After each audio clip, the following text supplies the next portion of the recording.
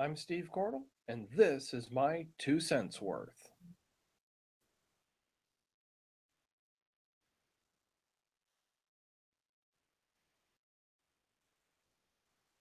Hi, I'm Steve Cordle, and welcome to this edition of my 2 cents worth. If you wouldn't mind, please subscribe to my YouTube channel. Click on the subscribe bar. When the notification bell pops up, click on it. You'll be notified anytime I add content to the channel. Comment on these videos, like these videos, share these videos. And this episode of My 2 Cents Worth is brought to you by God, Grace, and You, the book that I wrote that is published by 21st Century Christian out of Nashville, Tennessee. And if you'd like to get a copy of it, you can go to their website and order it there. You can also get a copy of my book, A Closer Walk with Jesus. Or if you're in the Nashville area, drop in and pay them a visit at 4108 Hillsborough Pike, Suite 200. Give them a call at 615 area code 383-3842 or 800-251-2477 if you're not in the Middle Tennessee area. Or you can fax them at 615-292-5983. Their customer service hours are Monday through Friday, 8 a.m. to 5 p.m., and the store is open from Monday through Friday, 8:30 to 4:30. It's Monday through Thursday, 8:30 to 4:30. Fridays, 8:30 to 4, and they are closed on weekends. And if you're tech savvy, 21st century kind of person, you can get this through Amazon.com. Or if you have a local bookstore, ask them to order from 21st Century Christian. Now, if you're on social media, which if you're watching this, you're on YouTube, and I'm assuming you're on social media, you get these memes that cross your news feed or your news channel. And they're a fact of life. Now, when I first got on Facebook about 11 or 12, 13 years ago, I would see these memes, and Joe Schmo put this meme up that comes across my new feed. So I thought, oh, Joe Schmo made this meme up. But then over time, I found out that no, he didn't make it up. He was just sharing it from a group or from a person where he found it. And some of these memes that we find are funny. They've got a joke in them or a pun or something, and they're funny. Some of them are serious, but many of them are wrong. Now, when a meme comes across my news feed, I have learned the hard way. I assume that it's wrong. Now, understand, I'm not saying that the person or group who made it or the person who's sharing it is lying. There's a difference.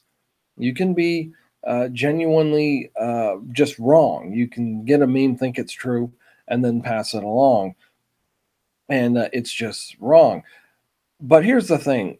With the internet and with Google and Brave and whatever your search engines are, most of these memes can be debunked with just about 5 minutes of a Google search, maybe even quicker than that. And you can get on there and see that no, it's not correct, whatever the meme says. And we're going to look at a meme today that is incorrect. And it's one of those that cleared my news feed, and it came from a friend. And this is the meme. This is put out by an atheist. And I don't know who created it, the actual atheist or the group, but it was a friend of mine shared it. And he is an atheist, obviously. And he is one of these people who really champions critical thinking, or says he does.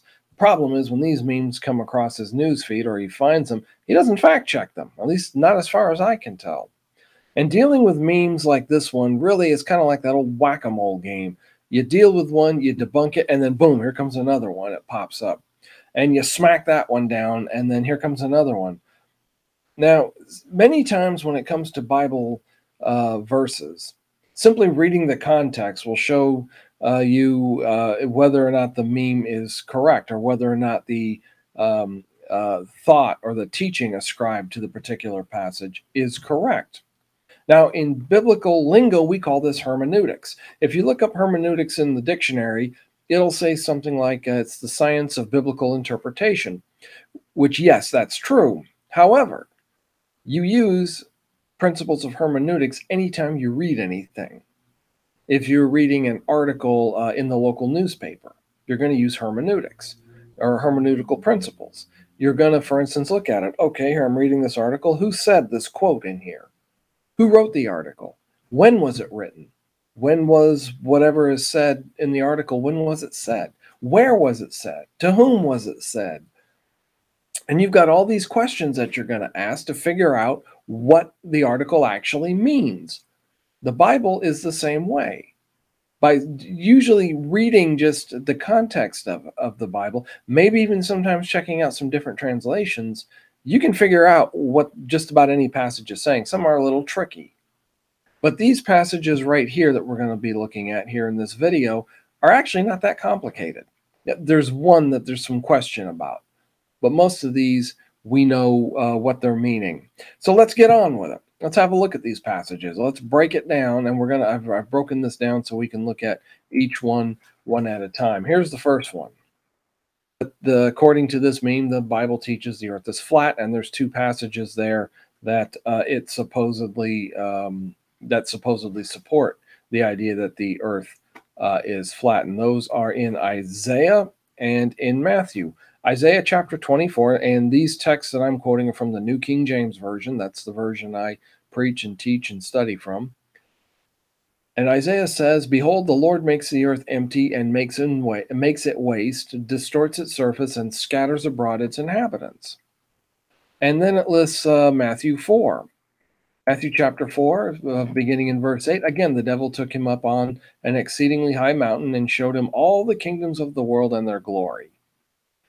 Now, Matthew chapter 4 especially is Satan taking Jesus up onto a mountain and showing him the kingdoms of the earth. This is where he's trying to tempt him. And this is where he's trying to get Jesus to cross over to the dark side, if you will. Now, keeping in mind that Matthew, Mark, Luke, and John all wrote to different audiences, which is why they're not completely identical, one of the reasons anyway. When you look at Luke's account of this, Luke's words it a little differently. Luke says, "And the devil taking Jesus up on a high mountain, showed him all the kingdoms of the world in a moment of time."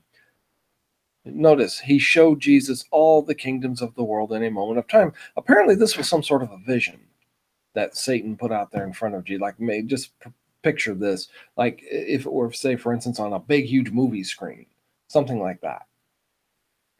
And this is not geographic sightseeing. This is not a statement of science. Neither one of these are statements of science. That's number one. Number two, I may have missed it, but can you show me anywhere in there where either one of these passages says anything about the shape of the earth or the dimensions of the earth? Let me show you this. Luke chapter 17. In that day, and this is Jesus talking about the kingdom being revealed, probably the end of times, but that's a whole nother discussion for another time. Here's what I want to point out in this passage. In that day, he who is on the housetop and his goods in the house, let him not come down to take them away. And likewise, the one who is in the field, let him not turn back. Remember Lot's wife. Whoever seeks to save his life will lose it, and whoever loses his life will preserve it. I tell you, in that night, there will be two men in one bed, and the one will be taken and the other will be left. Two women will be grinding together. The one will be taken and the other left. Two men will be in the field. The one will be taken and the other left. You notice anything here? These are simultaneous actions. In other words, there's going to be people in bed sleeping at night, normal activity. And while they're sleeping, you're going to have other people who are up going about their daily routines, grinding wheat, working in the fields. And this cannot happen this way. In other words, you're going to have night on one side of the world and dark or daytime on the other. Can't happen if the earth is flat. The earth, I'm sitting here at a desk, the lights in this room are shining down on it. And it's light all across the room because it's a flat floor. It's a flat desk I'm sitting at or table. But if the earth is sphere or a cube, then you can have daytime on one side and night on the other. I know the earth isn't a cube, but a cube would still be able to have the light on one side just like a sphere does and dark on the other side. So the idea that Isaiah and Matthew are saying that the earth is flat, not supported by the context of those passages, not supported by other scriptures that would be relevant to it. Let's look at the second one. 1 Chronicles chapter 16, verse 30. The earth does not move. Tremble before him, all the earth. The world also is firmly established, it shall not be moved. Now, when I looked at this, I thought, that sounds poetic. It sounds like it might come from, say, the Psalms. Guess what? This is a quote from the Psalms, Psalm 96 to be precise, where in context, it shows that it is poetic. It is not a literal statement. It is not a scientific statement. Now, there is a group out there, and I forget their name, but I ended up with something in my mail one day called the Geocentric Bible. And it's published by a group of people who say they're engineers and assorted scientists who believe the Earth is at the center of the universe, that the Earth doesn't move. And of course, they've all been debunked. But what they do is they take poetic passages like this and they make them literal, just like an atheist does. This is a psalm of praise, looking forward to the coming Messiah.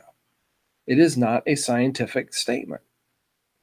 Now, is the earth on pillars? Well, 1 Samuel chapter 2, verse 8. He raises the poor from the dust and lifts the beggar from the ash heap, to set them among princes and make them inherit the throne of glory. For the pillars of the earth are the Lord's, and he has set the world upon them.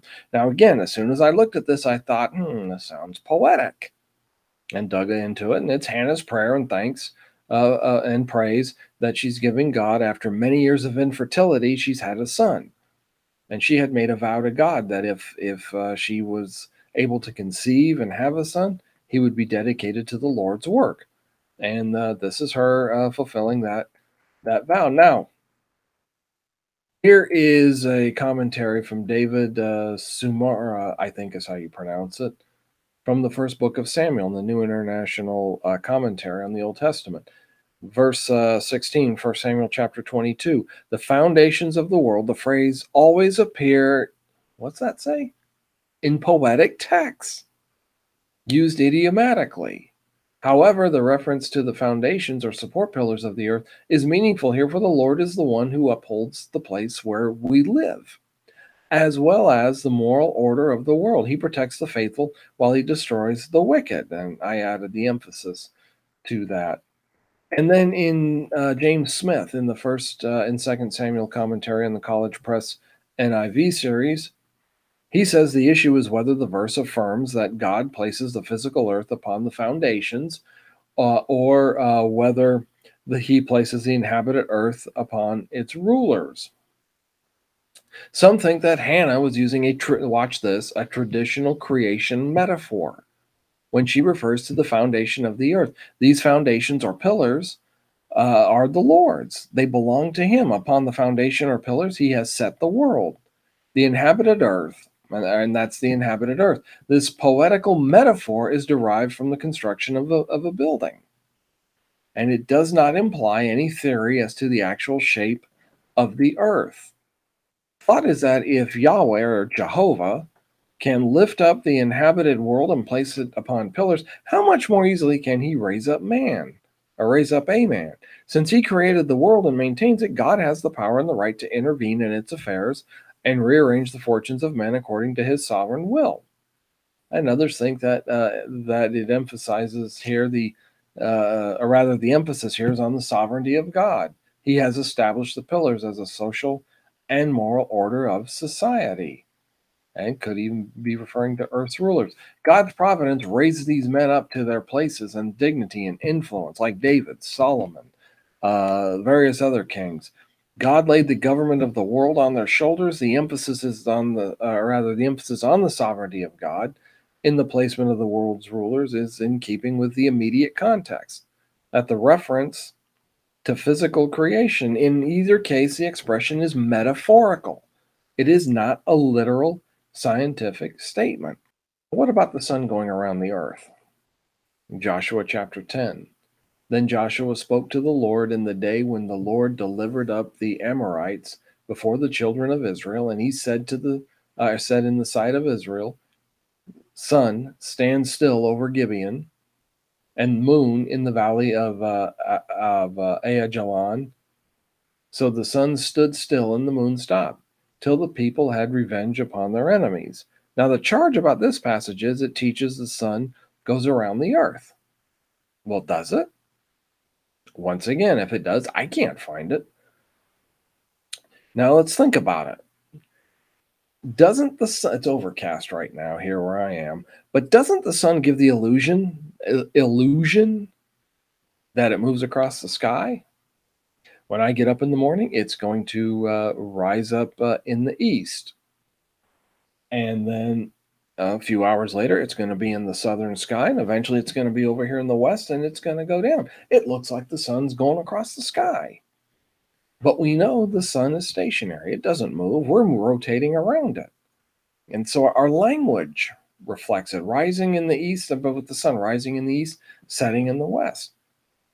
It's the language we use, even though we know the sun is stationary. And so here, he's not saying anything about the earth or the sun, which one moves around which, just that he said for the sun to stand still. And then stars are lights set in a dome over the earth. Let's see. Then God, Genesis 1, verse 16. Then God made two great lights, the greater light to rule the day, and the lesser light to rule the night. He made the stars also. God set them in the firmament of the heavens and to give light to the earth. Now, the dome referred to in the meme is this word firmament, which is what the New King James Version uses. And I looked at about a dozen different translations for this verse and found that the word is more accurately really translated as expanse. And a few might translate it as arch, and I could only find one that translated it as dome. This is the Hebrew word. It's used 17 times in the Old Testament, 9 times in the first chapter of Genesis. And it means an expanse. It looks like sometimes an arch, maybe, of the sun or of the sky, rather, for the stars. I don't know exactly what they saw when they. I mean, there's stars up there in the sun. I don't know exactly what formations they saw or how they saw them back in those days. And commenting on this verse, Mike Willis in the Truth Commentary series says that the lights are placed in the firmament. That would be used, or the word rather, is used in the sense of an expanse of the heavens, not the place where God dwells or the atmosphere of the birds, but we're talking what we would call outer space. And the purpose of the lights that God placed in the heavens were to distinguish the day from the night and for signs and seasons and days and years. The division of day from night is simple enough to understand. Verse 17 repeats with little addition the thought expressed in verses 14 and 15. Set is from the that's a kal, I guess, imperfect of Noden, I guess. I had a quarter of Hebrew, and I'm not very good at pronouncing the words, just like I'm not real good at Greek. Just don't use those languages a lot. But it means to give, put, set. One notices a characteristic of Hebrew narrative in this text. It tends to emphasize an idea by repetition. Elaboration and repetition occur frequently in the Bible as a means of emphasis. They didn't have punctuation marks like we do. We use exclamation points. You write a sentence and then boom, exclamation point. That means this is serious. When I post things on Facebook and on social media, the capitalization and underlining things like that don't translate over. I don't know why. So sometimes I'll type in all caps, but I put a disclaimer that says this is for emphasis. That's what they had to do in those days because they didn't have capital letters or punctuation. Actually, it was all written in capitals. It wasn't lowercase. Notice it did mention seasons being created. Well, the Earth is not only rotates rather on its own axis, but it also rotates around the sun. The journey or orbit around the sun is about 583,400,000 miles. The Earth travels along its orbit at 66,000 miles per second. It takes about 365 days to make a trip around the sun. It's about 365 day and 1/4 days, roughly, give or take. That's why we have a leap year every 4 years. The axis of the Earth tilts at about 23.5 degrees. In the tilting, and while it's revolving around the sun, it makes the seasons possible. And you notice how it affects our daylight. I grew up in Alaska, and in Fairbanks, Alaska, in December, they're going to get about 4 hours of daylight. Sun will come up around 10:30, and it's gone by about 2:30. And, back in the day, we played outside even after dark because it got dark so early. In Anchorage, it'd be dark by about 3 o'clock in the afternoon and light around 9 or so. You got a little more daylight because Anchorage is further south. That's all because God set up the earth to rotate and to go around the sun like it does. So there's no dome. Rather, there's a great expanse that we can't measure when we look up in the sky at night and see the stars. This would be better translated: God set them in the expanse of the heavens, not the firmament, and certainly not the dome. So, going over all these scriptures, we can say they're debunked. Whoever made up this meme didn't even bother to really look at the context of these passages. And I don't know what translation they used. My guess would be probably the old King James, but I can't say that for certain. Could have been the NIV. I'd say it was one of those two, would be what I would guess. But remember, look at the context, use basic common sense hermeneutical or principles of interpretation before you go off and say, well, the Bible contradicts, or this is not scientific, or this is wrong, or whatever it is you're trying to prove. This this meme is a myth itself. It is wrong. It is not properly representing what the scriptures teach. So that's what I have for this video. What do you think? Leave your comments in the comment section below. Or you can send me an email to timothy4.2.3@gmail.com, especially if you have a text that you or a topic you would like addressed here on the channel, or if you have something you'd like me to comment on and give my 2 cents worth. Feel free to send it to me, and remember to subscribe to the channel, like these videos, comment on these videos, and share these videos. That's all I have for this one. We'll see you next time. I'm out.